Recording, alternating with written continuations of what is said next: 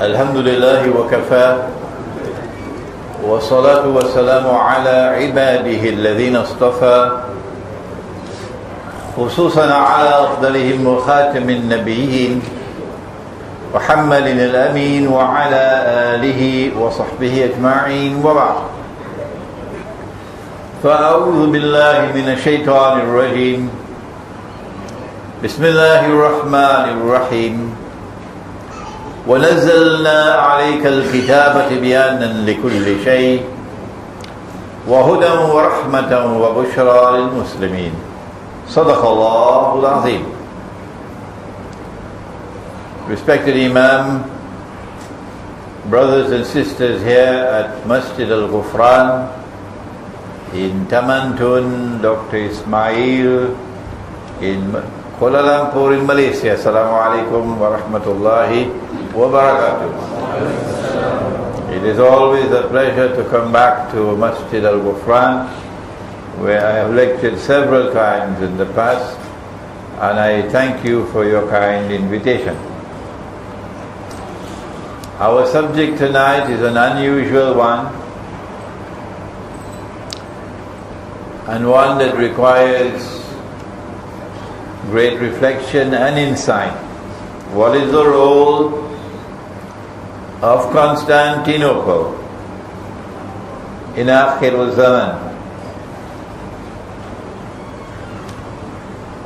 The methodology that is required is one which was taught by my teacher of blessed memory, Maulana Fazlur Rahman Ansari rahimahullah. And if you do not have the proper methodology, don't bother. You're not going to arrive at the correct conclusion. This methodology has been explained several times in the past, and tonight we should not spend too much time repeating what we have done in the past, except to say that you do not take any verse of the Quran in isolation,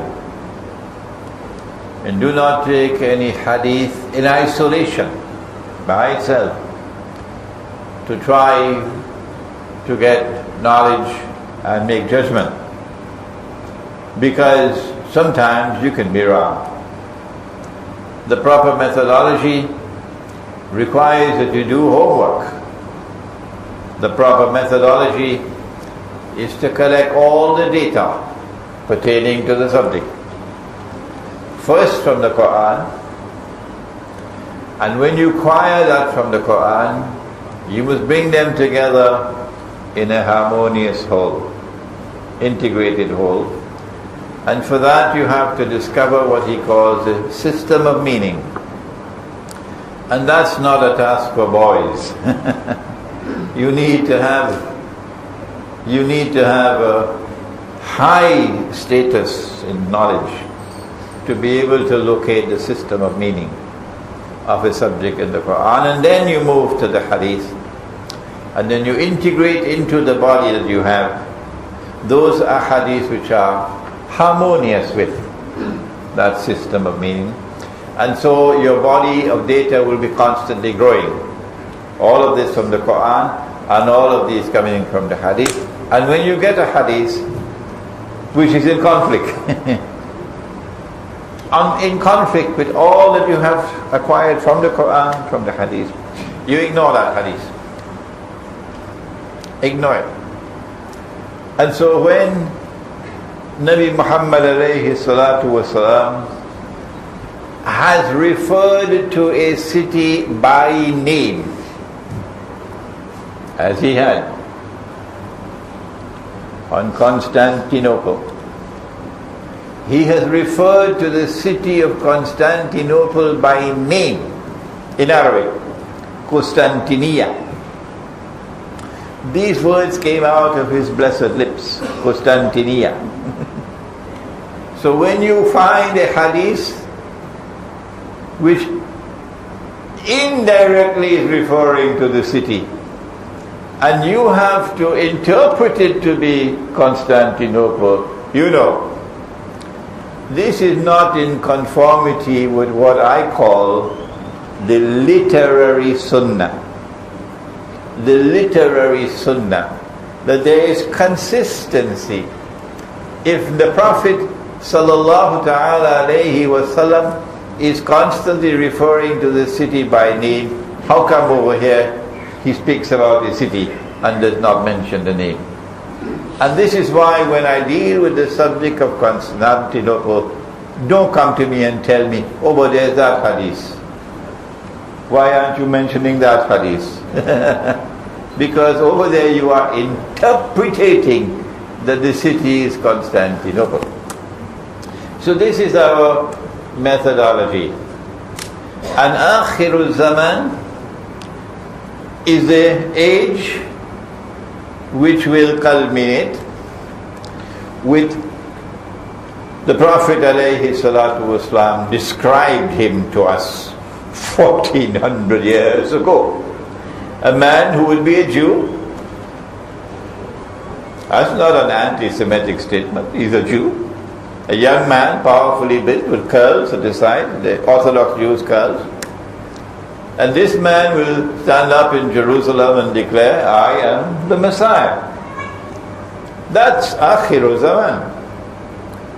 And in order for him to convince the Jews that he is the Messiah,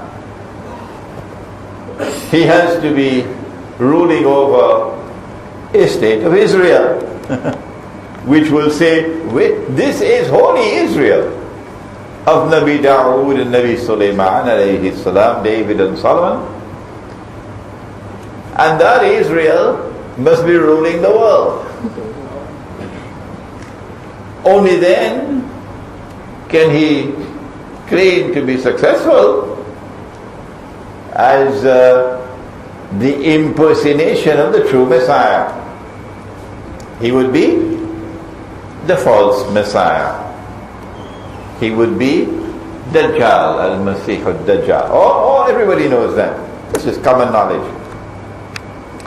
And when he makes that declaration, at that time, the attack on Makkah and Medina will occur. And he'll come from the east. 20 times the Prophet ﷺ pointed to the east. And he will ride on a donkey. And the donkey will travel as fast as the clouds. And the donkey will have his ears stretched out wide. Religious symbolism. Oh, Brother Imran, didn't you study geography? Huh?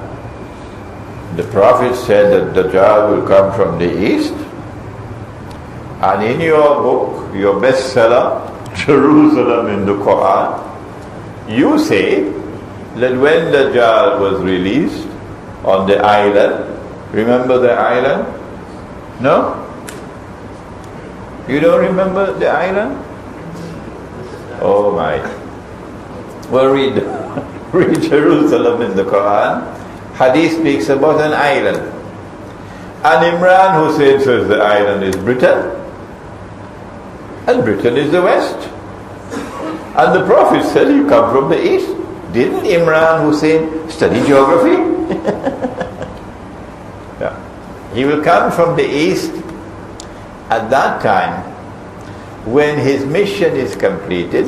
A day like a year has been completed. A day like a month is completed. A day like a week is finished. And now وَسَائِرُ أَيَّامِهِ كَأَيَّامِكُمْ. Now all his days are like your days. So he'll now be in our world of space and time. Dajjal. It is at this time that he'll be ruling the world from Jerusalem. And at this time the attack will take place with fighter aircraft. Our interpretation. But those who insist that no, a flying donkey is a flying donkey, and they want to wait for the flying donkey, we have to respect their view. When we interpret, we do not do it in a dogmatic way. When we interpret, we say, Allahu Alam, Allah knows best. So we say it's a fighter aircraft, the flying donkey. and the attack will come from the east, but the angels will block the attack. I have a booklet at the back entitled Medina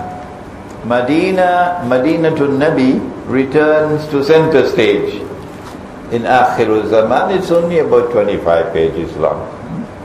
And that booklet describes this event when the attack on Medina takes place.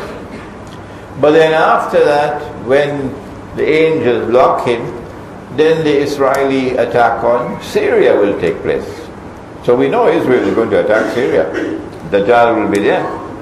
And then Damascus becomes the center of the world. Because Dajjal is in Damascus, and Imam al-Mahdi is in Damascus. He is inside the masjid, he is outside, and then Nabi Isa alayhi salam comes down in the masjid, Damascus. So now you know why Damascus is so important. You know why this bloodshed and so on is going on in Syria now. Why? Because this is the culmination, Damascus, the end time. But our subject is Constantinople. And while we recognize that there is a countdown in Akhirul Zaman, the countdown to the final culmination, the countdown or the last stage commenced when? It commenced with Surah to Yunus. Surah to Yunus, when Allah says, بَعَدَ أَعُوذُ بِاللَّهِ مِنَ الشَّيْطَانِ الرَّجِيمِ الآن, now Fir'aun, now, وَقَدْ عَصَيْتَ قَبْلُ, and before this you were in arrogant and obstinate rebellion. وَكُنْتَ مِنَ الْمُفْسِدِينَ, and you were oppressing the people. Now, when you are under the water, when you are drowning, now you are declaring your faith, Fir'aun. Allah is speaking. Because that's what he did underneath the water. فَالْيَوْمَ نُنَجِّيكَ بِبَدَنِكَ, this day, we have decided to preserve your physical body. لِتَكُونَ لِمَنْ خَلْفَكَ آيَةً, that your physical body, when it resurfaces in the historical process, when it is discovered, which I believe occurred around 1897, somewhere around there. If I'm wrong, somebody please send me an email and correct me. فَالْيَوْمَ نُنَجِّيكَ بِبَدَنِكَ, so that your physical body, which we have preserved, لِتَكُونَ لِمَنْ خَلْفَكَ آيَةً, when it resurfaces in the historical process, would function as a sign for a people to come after you. That they, because they lived the way you lived, will die the way you died. With a divine intervention. Over there it was, take your rod and strike the water. And then, وَإِذْ فَرَقْنَا بِكُمُ الْبَحْرِ, we parted the water. Miracle. And this time, it will be another miracle. For a people to come after you, they're going to be punished the same way. This one will be the return of Nabi Isa alayhi salam. And these people are going to die the same way that Pharaoh died.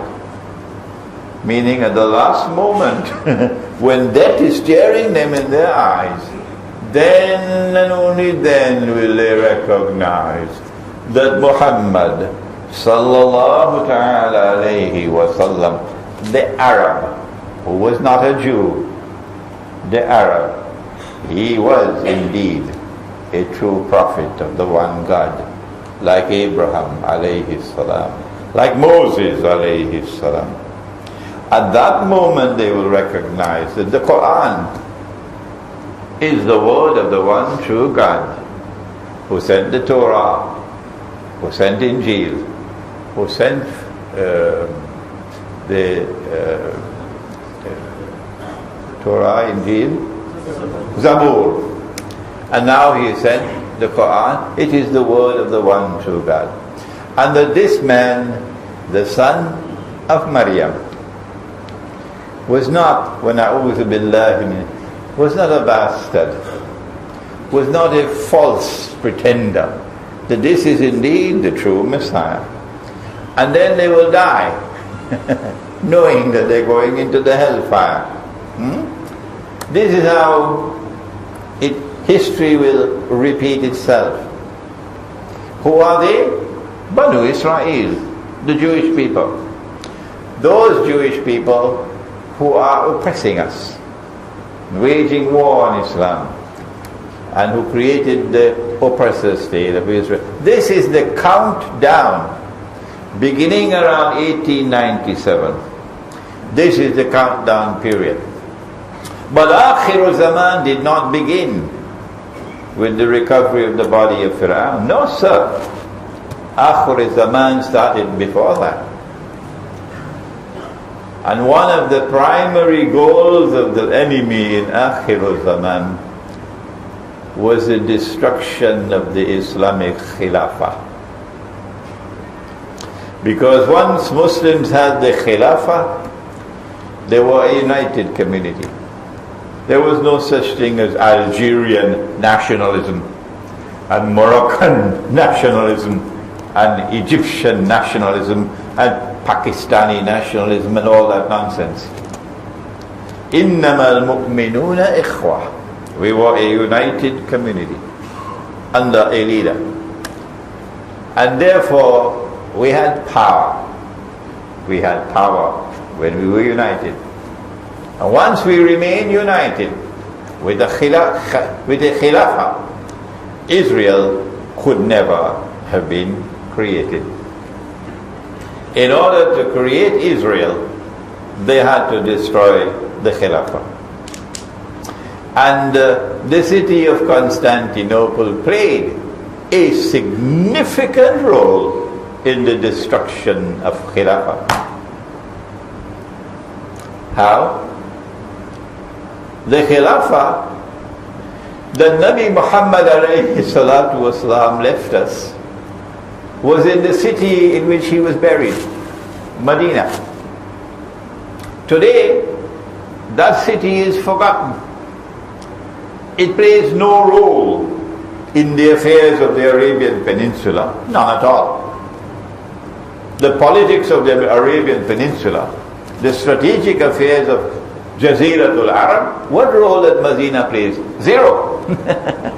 It plays no role whatsoever in affairs of the world of Islam. Nothing. Kuala Lumpur plays a more important role than Medina. Medina is forgotten. Umran Bayt al-Maqdis Qarabu Yathrib. When Jerusalem will be flourishing, said Nabi Muhammad alayhi salatu wasalam, Medina will be in a state of forlorn desolation. Qarabu Yathrib. What role does Medina play in world affairs today? Any role at all? None. So first of all, you take the Khilafah out of Medina, out of Hijaz. So Hijaz is no longer the center of the world of Islam with the Hajj and the Haramain. So they took it to Damascus, Muawiyah radiallahu ta'ala anhu. And then they took it to Baghdad. And then the Fatimids took it to Cairo. And then it was taken to Spain by a breakaway branch of the Umayyah. But it was still Arab. It was still Arab.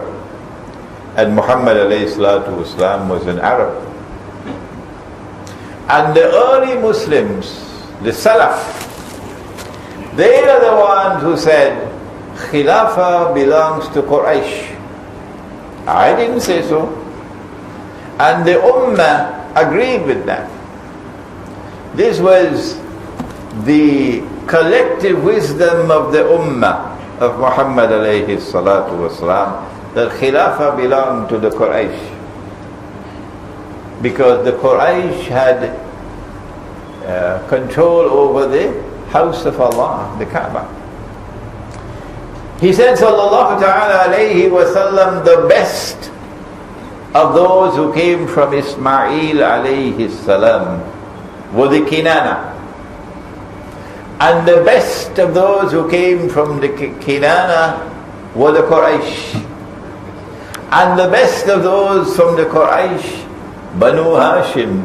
And I am the best of Banu Hashim. And so Quraysh had a noble status, a very noble status, as the best of those who had come from Ismail alayhi salam to the Kinana. And then the tragedy occurred. A mysterious tragedy occurred. And Islamic scholarship has to do some homework now to explain it. That the people came out of Central Asia, Turkish people, with a mysterious power. And they were able to defeat the Byzantine Empire in the 13th century.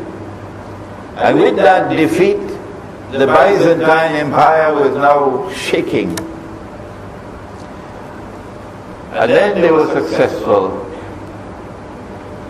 in conquering Constantinople. And when they conquered Constantinople in the 16th century, I think it was 14 something? 1453, MashaAllah. Thank you. This is Masjid Kufran, remember that. 1453. They said, this is the fulfillment of the prophecy of Nabi Muhammad alayhi salatu wasalam. لَتَفْتَحَنَّ الْقُسْتَنْتِنِيَّةِ, said the Prophet alayhi salatu. Notice, he's using the name Constantinople. You will most certainly conquer Constantinople. وَنِعْمَ الْأَمِيرُ آمِرُهَا. What a wonderful commander will command our army. وَنِعْمَ الْجَيْشُ ذَلِكَ الْجَيْشُ. What a wonderful army that would be, which will conquer Constantinople. And then the claim was made by the Ottomans, the Osmanli, that we are the ones about whom the hadith is speaking.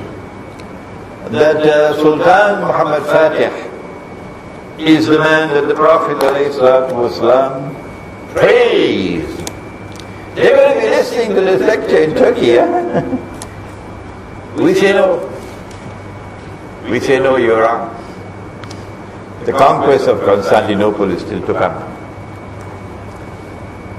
And then, having conquered the city, if you go back to my lecture that I delivered at International Islamic University on the conquest of Constantinople in Akhirul Zaman, you'll get all the portions that I'm leaving out in this lecture about what they did when they conquered the city and so on.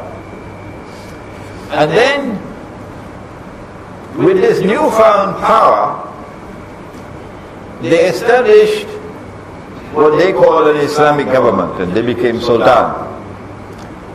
But then they headed this way, for Arabia. And within 100 years or so, they conquered Mecca and Medina. That was their target. So once they conquered Mecca and Medina, they can now make the claim, if they want, that we are Khalifa, which they eventually did. And then the world of Islam chose to recognize that this was a genuine Khilafah in Istanbul. It was not. The structure was there of Khilafah, but it was a bogus Khilafah. It was a bogus Khilafah. And it meant to serve a mysterious mission in the process of the destruction of Khilafah. Because now Khilafah is gone from the Arab world for the first time in history. To bring back the Khilafah to the Arab world is not possible. The enemy would not allow it. Would not allow it. And so they held the Khilafah until the forces of Zionism decided, now we don't need you anymore. You've served us enough. This is strange language that I'm using. The world of Islam is not accustomed to this kind of language. The enemies decided, we don't need the Ottomans anymore. They have served us sufficiently. Because during these 500 to 600 years that they ruled over Constantinople and Turkey and the other territories of the Ottoman Empire, they did something of crucial importance for Western Europe. They fought war after war after war after war with Russia. So many wars against Russia I can't count. Russia became enemy number one of the Ottomans.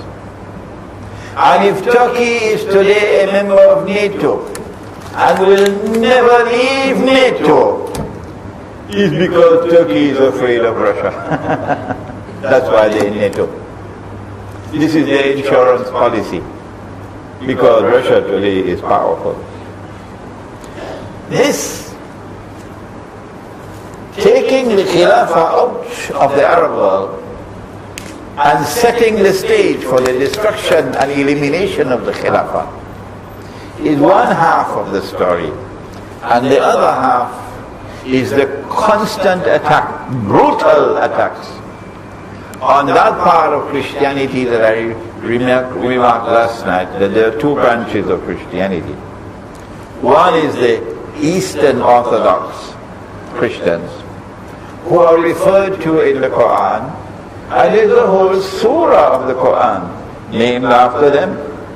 It is Suratul Rum. Everybody knows Suratul Rum.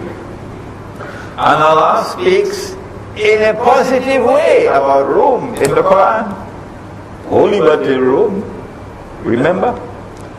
They have been defeated, but soon they're going to overcome. Who is Rome? Who is Rome? I say Rome was the Byzantine Empire. If you want to say that Rome is the Anglo-American Israeli NATO alliance, and people want to believe that rubbish, because that is what it is, I can't help that. Rome is Byzantium, Eastern Christianity. The Roman Catholic Church, which just lost its Pope, I believe, they lost the Pope, is Western Christianity. And of course, I hope they will not mind my saying it, they got to appoint another Pope. But for some strange and mysterious reason, a Pope always has to be a European. I wonder why. Ever had a Malay Pope? Ever had an Arab Pope?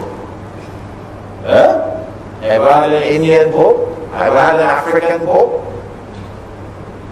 The Pope always has to be, excuse my language, a white man. That is the bogus part of Christianity. And this is the more authentic part of Christianity, Byzantium. And when the city of Constantinople was conquered, this was the heart of Byzantium, this was the heart of Rome. And then Rome went to Moscow. And the Quran speaks positively about Rome. And the Prophet ﷺ said that you will make an alliance with Rome in Akhirul Zaman. So what the Ottoman Empire did was to serve the cause of those who wanted to ensure that that alliance never takes place with Rome. And so they attacked these people. They enslaved them. They took their sons and converted them to Islam and trained them to become soldiers to serve the Ottoman Empire. Shamelessly. Shamelessly. It is a shameful blot on the history of Islam what they did. To take these little Christian boys, convert them to Islam. Don't come with the nonsense to me that the parents agreed to it and the parents were happy. What nonsense you're telling me? Because of what the Ottomans did, enslaving the women, putting them in the harem, slaves. Today there is so much hatred for Islam, so much hatred for Islam in Eastern Europe, in Russia, in Bulgaria, in Romania, in Greece, because of 600 years of Ottoman oppression. And so the alliance with Rome is almost an impossibility today, thanks to the Ottoman Empire. So the Ottoman Empire played a significant role in Akhirul Zaman. Number one, in setting the stage for the destruction of Khilafah. It's gone. And number two, to prevent an alliance with Rome, which today is Russia.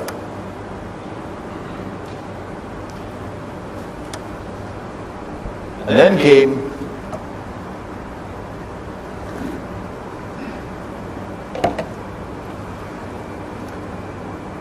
the Arab Spring. I'm not talking about this Arab Spring. I'm talking about that Arab Spring 100 years ago. And that Arab Spring resulted in the breakup of the Ottoman Empire. And that breakup of the Ottoman Empire took place by moving pieces on the chessboard. And Britain played the most important role in the breakup of the Ottoman Empire. The most important role of all is Britain. And then came France to support Britain. The body of Iran was discovered in 1897, and in 1907 we see the first move. Or 1897 the Zionist movement was established. But in 1907 came the treaty, the alliance between Britain and France and Russia. So go home and do your history. Why would Britain and France make an alliance with the traditional enemy, Russia? It was to set the stage for the destruction of the Ottoman Empire. And then, having made the alliance with Russia, a few years later, I believe, because it was secret, they then made a deal with Russia. The war is coming, we know that. The Ottoman Empire is going to collapse, everybody in Europe knows that. And they now want to settle who will get what. Who is going to get what. And Britain and France offered to Russia, we'll give you Constantinople. That was the sweets to make the deal work. And Russia was so pleased because that's what Russia wants more than everything else. Because Russia is still so much Christian. And when the war eventually was won, and the Russian troops are moving towards Constantinople, they're close to it, and now Russia is going to get the prize that Russia always wanted, Constantinople. Then the Zionists acted. Because they don't want Russia to get Constantinople. So then you had the Bolshevik Revolution, which was a Jewish revolution. And because of the Bolshevik Revolution, Russia came out of the war. And so the agreement was published about Constantinople. And Russia said, we don't want Constantinople because we're not in the war anymore. And the Bolshevik Revolution eventually took a Christian Russia and transformed it into an atheist Soviet Union. Communism came to destroy Rome. Communism came to destroy Rome, to destroy Christianity. Because of the first Arab Spring, the Ottomans lost Mecca and Medina. The Arabs were already longing for an Arab Khilafah. If you would study Sheikh Muhammad Abdu in Egypt, you will see how this Arab Egyptian intellectual, and he was an intellectual, was leading an intellectual movement calling for a return of the Khilafah to the Arab world. So there was for 20, 30, 50 years this ferment in the Arab world of trying to revive the Arab Khilafah because the Ottomans could not be accepted as a proper Khilafah. But once the Ottoman Khilafah was abolished on the 3rd of March 1924, and then an Arab proclaimed the Khilafah in Mecca. His name was Sharif Hosein bin Ali, 4 days later. And I wanted to know, how did he get the news so quickly? March 4th or March 3rd, it was abolished in Constantinople. March 7th, he proclaimed his Khilafah. So how did the news reach so quickly? And then I learned, in those days you had something called telegraph. So it came by, the news comes by telegraph. When he proclaimed the Khilafah, Britain would not allow that. France would not allow that. The Zionists would not allow that. No, they have worked and worked and worked for so long to destroy Islam's Khilafah. So then they turned to Abdulaziz ibn Saud to perpetrate the greatest betrayal of all. And there are many in Saudi Arabia now who agree with me, and they write to me. Many in Saudi Arabia who agree with me that this regime, the Saudi Wahhabi regime, played the most crucial role at the end of the drama in destroying Khilafah. They attacked Hosein. Hosein had to flee. They conquered Mecca, conquered Medina, conquered the Hijaz. Now we control the Haramain and the Hajj. No one can claim the Khilafah unless you control the Hajj. We will never claim the Khilafah ourselves, these people who are disgracefully betraying Islam, and we will not allow anyone else to claim the Khilafah. And so that is the end of Khilafah. And Constantinople has played a strategic role in the destruction of the Khilafah.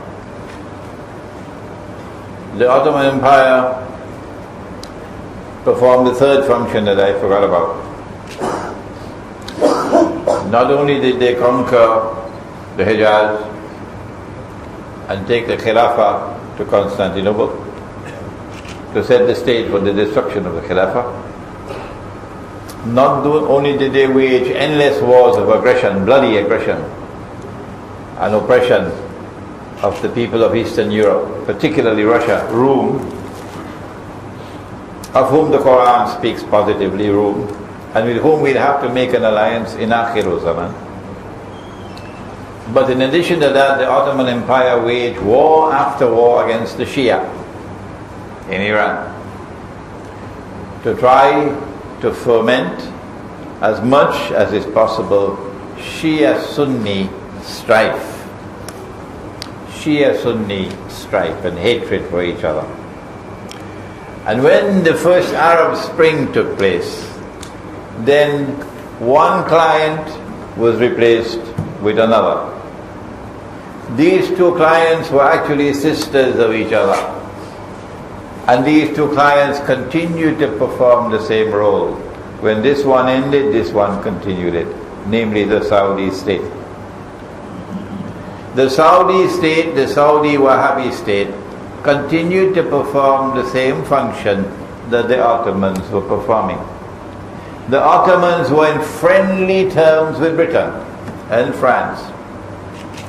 when in one of the wars with Russia, I think in the late 19th century, must be around 1870 something, 80 something, the Russian troops were close to Constantinople in a war. Guess who saved the Ottoman Empire? Britain sent her fleet to Constantinople. And when the Russian army saw the British fleet, they could not move. So then they had to make a treaty with Turkey. I think it's probably called the Treaty of San Stefano. I may be wrong. But they had to come to a truce, peace treaty, because Britain saved the day for the Ottoman Empire. Otherwise Constantinople would have been gone and the Khilafah would have been gone with it.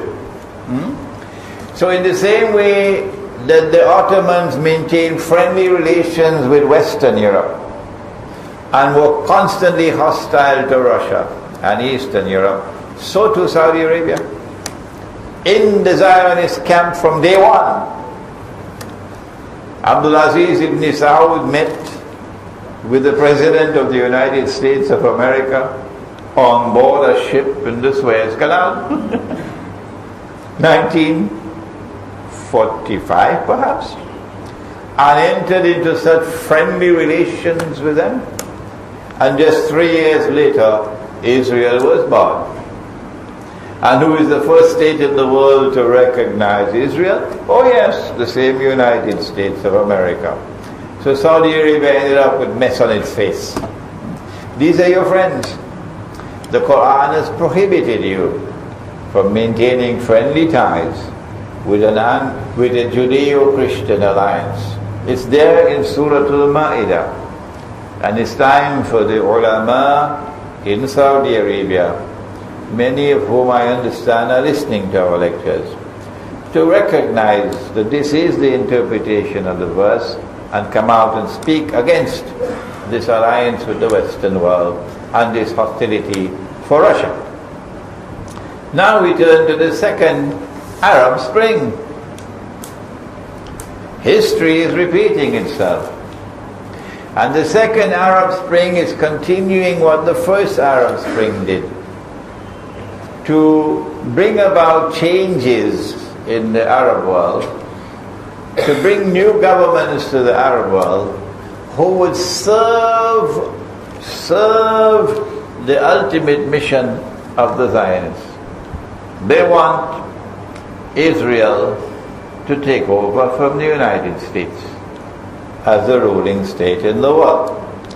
And then Dajjal will enter into a day which is like a week. And this is what we are seeing before our eyes now. This is where we are in the historical process. You can't deny it, that the United States of America is in irreversible decline. You cannot deny it. The United States can no longer function as a ruling state in the world. When the US dollar is in a place in the hospital called the ICU, intensive care unit, it's about to die. They don't need the USD anymore. They use it sufficiently. And they use the USD unjustly to rip off mankind and to impoverish mankind so you can become filthy rich. They use the USD to oppress mankind. And I don't mind if people criticize me. But when a man has said the right thing, I am going to recognize that he said the right thing. It doesn't matter to me who is annoyed. And Dr. Mahathir of this country, he did raise his voice. And he spoke out against the unjust role of the monetary system and of the US dollar. He did it. And not because you have an election coming up in this country, does it mean that I must be silent on things that I must speak? Oh no, I'm not concerned with your elections at all. What is right has to be spoken. And last night I spoke about Charles de Gaulle and about Dr. Mahathir on this. The United States is in decline.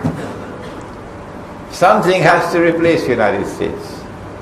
Our Ilmu Akhiru Zaman, our Islamic eschatology tells us that Pax Britannica was emerged for Dajjal in day 1, and then came Pax America, Dajjal in stage 2, and finally will come Pax Judaica, or Israeli rule over the world. But the Arab Spring recognizes, those who crafted the Arab Spring, the second Arab Spring, they recognize that in order for Israel to replace the United States as the ruling state, Israel will have to come out from behind the hijab and wage great wars. And Israel does not want to wage these wars and appear to the world as an aggressor. I've been saying this for the last, 15 years or more. So in order for Israel to wage her great wars, she has to create some casus belli, some justification. And for that you need the Arab Spring, which will bring Islamic governments to power. And when these Islamic governments come to power, the world has to be presented with the spectacle of Islam re-emerging as a menace to the world.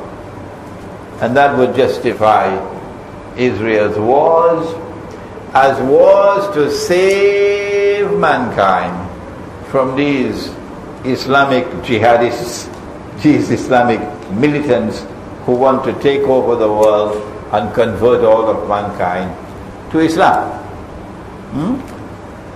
And that's where we are now. But I suspect, and I share with you my thoughts tonight, this is my suspicion, that Dajjal has some tricks up his sleeve. And he has some more work for Constantinople. Yeah.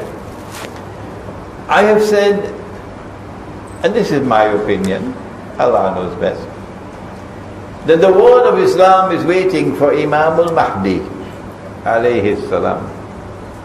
And I'm getting emails all the time, Sheikh, Imam is born. Yes, the Imam is in so and so place. I can take you to meet him, Sheikh. The world of Islam is waiting for Imam al-Mahdi. And we say Imam al-Mahdi is an Arab, not Indonesian, not Japanese, not Sundanese. He's an Arab. And he's going to come out of Medina, not Jakarta. He's going to come to Mecca. And he's going to proclaim himself Imam in Mecca. Mecca has never been a Shia city. That does not mean that you never had any Shia living in Mecca. I never said so. What nonsense. Mine is a perfectly correct statement. That Mecca has never been a Shia city. This is a perfectly correct statement. And Mecca will never come out to a Shia to recognize him as the Imam. No, that will never happen. Don't be annoyed with me for speaking what is correct. So Imam has to be a Sunni, not a Shia. But the Shia say no. Imam al-Mahdi is going to be Shia. And I'm almost certain that the enemy has already groomed an Imam al-Mahdi who will proclaim himself to be Imam al-Mahdi. He'll be Shia. As soon as Israel attacks Iran, I expect that Imam to emerge. And I say to my Shia brothers, and you are my brothers, I hope you don't be annoyed with me. I am anticipating that the Shias are going to be wild with joy. And like cattle, they will flock to him and accept him. This is indeed the Imam al-Mahdi. And Imran Hosein will be weeping in Kuala Lumpur or in Trinidad. So that's the plan for the Shia. But I believe Dajjal has a plan for the Sunni as well. I think there's going to be, with Imam al-Mahdi comes the Khilafah. So I think the city of Constantinople is going to see an effort to revive the Khilafah. So we can get another Ottoman Khilafah. And someone who is Turkish probably will claim to be Imam al-Mahdi. I understand there's somebody already in Turkey claiming to be Imam al-Mahdi. But if you look at the Turkish government, the present Turkish government, you can see the pattern, that they didn't come to power by accident. Oh no! There was a plan and a design all the way from the United States to bring this party to power in Turkey. And to get this party to take control of the Turkish military, something we consider to be impossible. And there are many Turkish generals in jail now. And this government in Turkey fooled me. Because, we accept someone at face value. If you say you're a Muslim, we say you're accepted. And you're preaching Islam, we accept you. Until we get evidence to the contrary. So I'm not sorry that I made a mistake. No, I'm glad. But when they did what they did in Libya, then I saw the true face of the Turkish government. That they were not in NATO only to protect themselves from Russia. Oh no! They were up to their neck serving NATO interests, serving Zionist interests with what they did in Libya, to intervene in Libya, to send weapons and send men into Libya, to overthrow the government in a shameless, bloody act. Shameless, bloody act. Ramadan, shall I remind you? It was Ramadan. The people had fasted all day long. And you evil people, you followers of Shaitan, who say you are waging a jihad, no jihad, a Yankee jihad. You choose that moment when the people are breaking their fast to infiltrate your people into Tripoli and then start shooting wildly, and you kill 1,200 people to sow panic in Tripoli? People who have just fasted for the whole day, don't you have any shame? And then the British Prime Minister and the French Prime Minister land in Libya to show their support for the new Libyan regime. And guess who came after them? Yes, shamefully so. I'm telling you to your face, Mr. Prime Minister, shamefully so, the Turkish Prime Minister. So then we got the true face of this Turkish government. And what they're doing now in Syria only confirms what we suspected. If a new Khilafah is to be established in Constantinople, and someone is to claim to be Imam al-Mahdi and so on, then Turkey has to expand. Turkey has to take over Syria and drive Russia out. The Russian naval base in Syria. Turkey, they don't want you in the European Union. You can't get in the European Union. No, they don't want you. Well then, what else? Answer? If we can't get into the European Union, then what we're going to do is become the new Khilafah. And so the Turkish Union now, Turkey expands and Turkey becomes a power in the world of Islam. Turkey already has the most powerful military force in the whole world of Islam. The most powerful military force is the Turkish Armed Forces. And so the Western world, the Zionist world, will use this new Khilafah that is coming.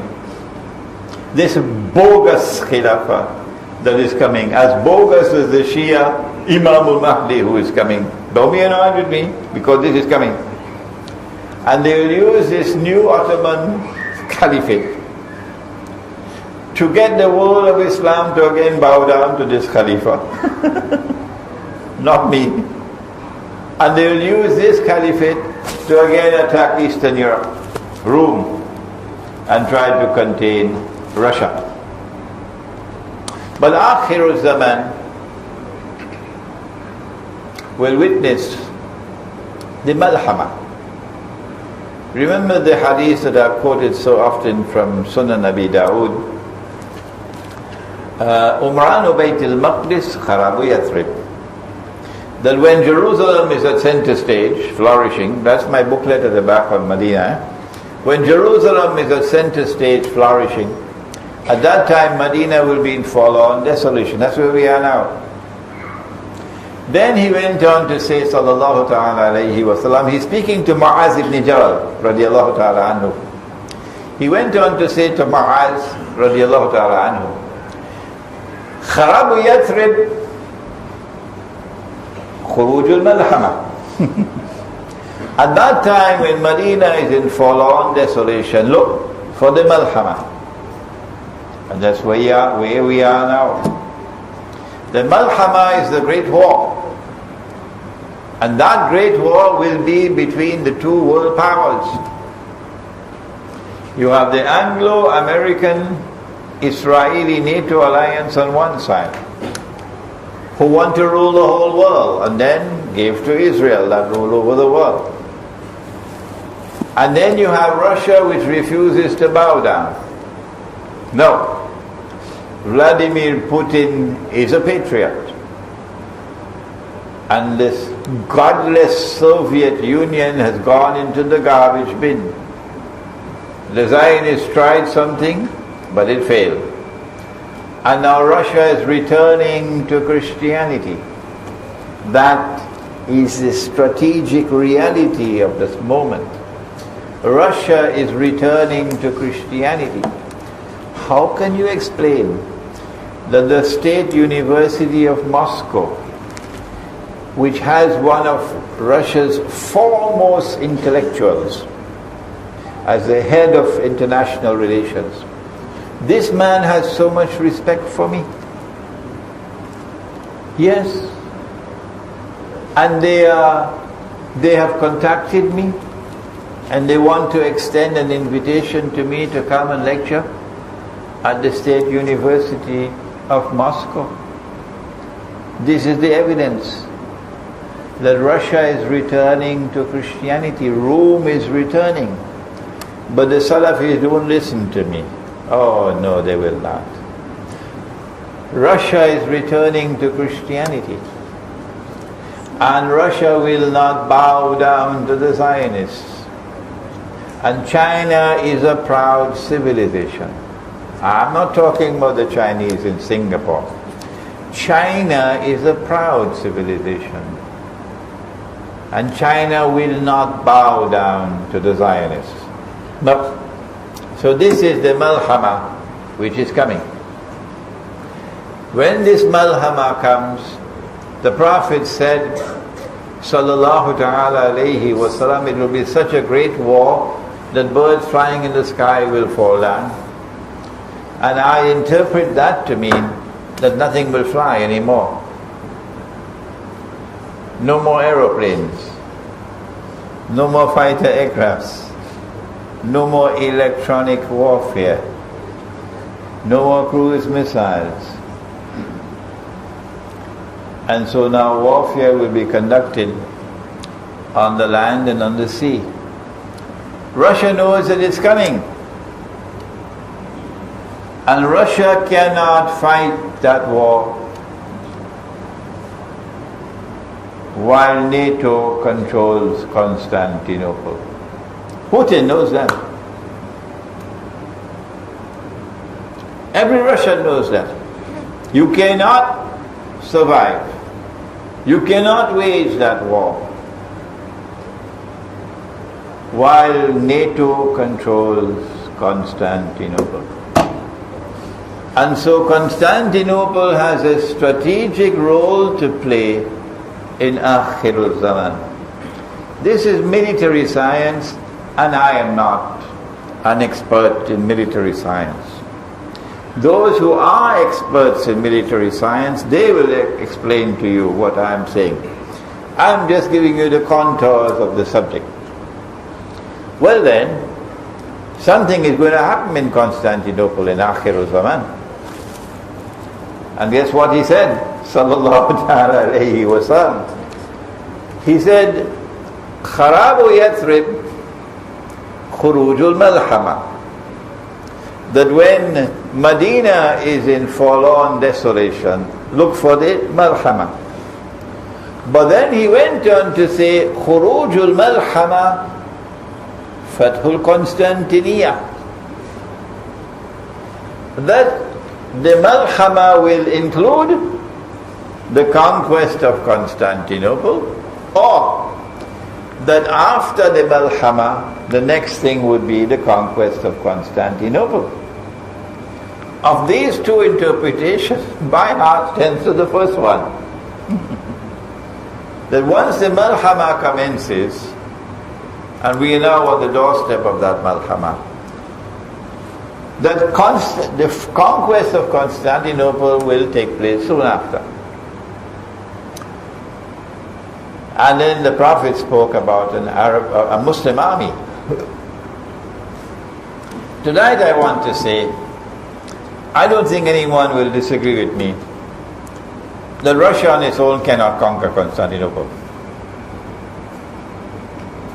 Russia does not have the land to march to Constantinople. Russia will have to use air power and sea power, but cannot use land power. So if Russia is to conquer Constantinople, Russia will have to get help. And I believe that this is the meaning of the hadith. لَتَفْتَحَنَّ الْقُنْسْتَنْتِنِيَّةِ, that you will most certainly conquer Constantinople. That a Muslim army will conquer Constantinople. And no Muslim army can conquer Constantinople unless you have a large number of Muslim Turks with you. Turkish Muslims. And so I am suggesting to you that you're going to witness civil war in Turkey. And that civil war can come when the Turkish Prime Minister and President very, very, very foolishly attack Syria. Go ahead and attack Syria. And I say to you, Prime Minister, you're going to see civil war in Turkey. And that civil war in Turkey will lead to Muslims joining with them. And the Prophet said, وَلَنِعْمَ الْأَمِيرُ آمِرُهَا. He praised the commander of that army. وَلَنِعْمَ الْجَيْشُ ذَلِكَ الْجَيْشُ. And he praised that army. And I believe there'll be a lot of Kurdish Muslims from Kurdistan. Kurdish Muslims in that army. Remember, what is his name? Salahuddin Ayyubi. Yes, he was Kurd, and lots of Kurds are going to be in that army. And I'm saying to you today in Algeria, there'll be lots of Algerians in that army. And I'm saying to you in Morocco and in Tunisia and in Egypt, you also will be in that army, but not as much as the Algerians. Libya, unfortunately, is now a NATO country, thanks to those fools who waged a Yankee jihad. And so we see the conquest of Constantinople breaking the back of NATO. When NATO is no longer in control of Constantinople, only then can the Russian fleet pass through the Bosphorus and enter into the Mediterranean. And that is what Akhirul Zaman is going to witness, whether NATO likes it or whether they don't, whether the Zionists approve of it or they don't. This is the word of Muhammad sallallahu ta'ala alayhi wa sallam. After the conquest of Constantinople, he said, Fathul Constantiniya Khuruj ad-Dajjal. It is at this time that Dajjal will now emerge in human form as a young man ruling the world from Jerusalem. But I'm afraid the Malhama is going to destroy perhaps 90% of the world's population. So many of us will not be around to witness what is going to happen after that. Because this is nuclear warfare, with thousands of nuclear weapons exploding. And perhaps the mushroom clouds from the nuclear explosions will blot off the sunlight. And perhaps this is the dukhan that the Prophet spoke about as one of the signs of the last day. What I've done for you tonight is to give you a contour of the role, important role, strategic role that Constantinople plays and will continue to play in Akhir Zaman, and suggest to you that this is indeed an important subject for you to study, to penetrate, and to teach others. We are now elderly. Tomorrow we will be in our graves. And it's time for the younger ones to come up and study Ilmul Akhir Zaman, or Islamic eschatology, that the truth which is in Islam might reach the world. ربنا تقبل منا إنك أنت السميع العليم وتب علينا يا مولانا إنك أنت التواب الرحيم برحمتك للفردوس أعلى ولا أقوى على نار الجحيم الله فهب لي التوبة واغفر ذنوبي فإنك غافر الذنب العظيم إلهي لست للفردوس أعلى ولا أقوى على نار الجحيم الله فهب لي توبة واغفر ذنوبي فإنك غافر